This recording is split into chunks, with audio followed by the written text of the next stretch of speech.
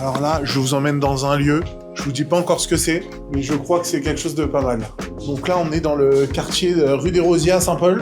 Israël qui nous emmène dans un lieu historique. Alors explique-nous où on est. Alors ici, c'est la plus ancienne synagogue de Paris. D'accord.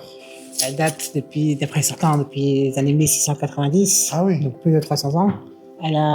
C'était une synagogue clandestine. C'est à l'époque où les Juifs ils n'avaient pas le droit d'habiter en France. Donc les Juifs qui étaient ici, ils ont pris un petit appartement, ils ont fait une petite synagogue. Alors la spécialité de cette synagogue, c'est que le rabbi était là, le rabbi était à Paris, il faisait ses études à la Sorbonne et d'autres écoles dans les années 1933 à 1939. Et pendant tout ce temps-là, le rabbi priait dans cette synagogue-là. On a une lumière spéciale de cette synagogue. Et beaucoup de gens viennent se ressourcer ici. Tous les Shabbats, il y a des gens qui viennent ici spécialement prier ici.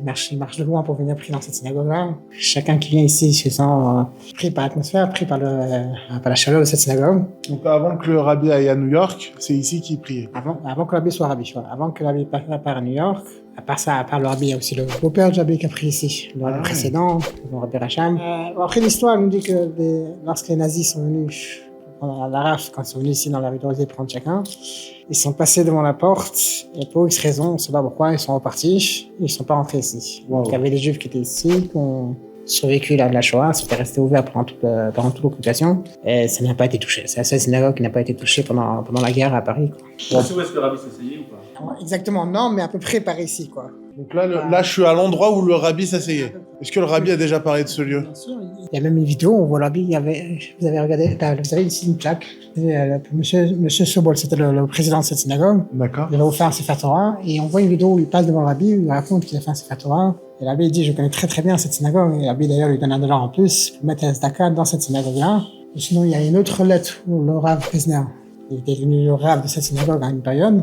Et le rabbi lui envoie une lettre où il dit, il donne toutes les brachot en tant que Rav, et à un moment il rajoute, il dit en particulier cette synagogue où je priais de façon fixe. Je priais de façon fixe dans cet endroit-là. Donc le rabbi il rajoute les brachot, etc. Et il y a même des écrits, ce qu'on appelle des reshimot. C'était, lorsque le rabbi il est parti, on avait trouvé des cahiers qu'on avait écrits, des chidushim, des paroles de Torah qu'il avait écrits, etc. au fur et à mesure qu'il avait gardé pour lui. Et une des choses qu'on voit où le rabbi avait écrit dans cette synagogue-là, il écrit, c'était Hanouka, dans les années 1936, la période de Hanouka, la Bible écrit, donc Hanouka 1936, et il met un 17, qui veut dire la synagogue ici, là où on a prié.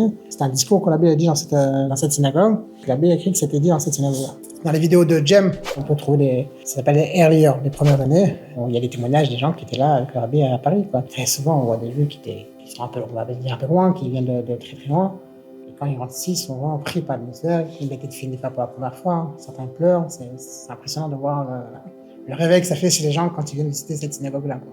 Mais j'ai grandi ici, quand j'étais petit, je me rappelle que des fois dans cette petite synagogue, on pouvait avoir 150 personnes, 200 personnes, c'était rempli. Tu sais ce qu'il faisait le rabbi comme étude à Paris? Il a fait 7 ans ici à Paris, 7 ans d'études. Il était à la Sorbonne, il était à l'école ESTP, à Cachan. Donc dans l'école, il a eu plusieurs doctorats. Donc on dit qu'il avait 7 doctorats là. Là, on peut trouver des manuscrits de rabbi, etc. Et j'ai une question, s'il y a des gens à travers cette vidéo qui n'avaient jamais entendu parler de celui, qui veulent venir ici, ne serait-ce que pour visiter ou pour prier, c'est ouvert, c'est comment? Alors oui, bon, en principe quand on est là, on ouvre, il y a toujours quelqu'un qui est là. Après on peut toujours avoir un numéro de téléphone, appeler au Betlouavitch pour avoir la possibilité de rentrer et de visiter, etc.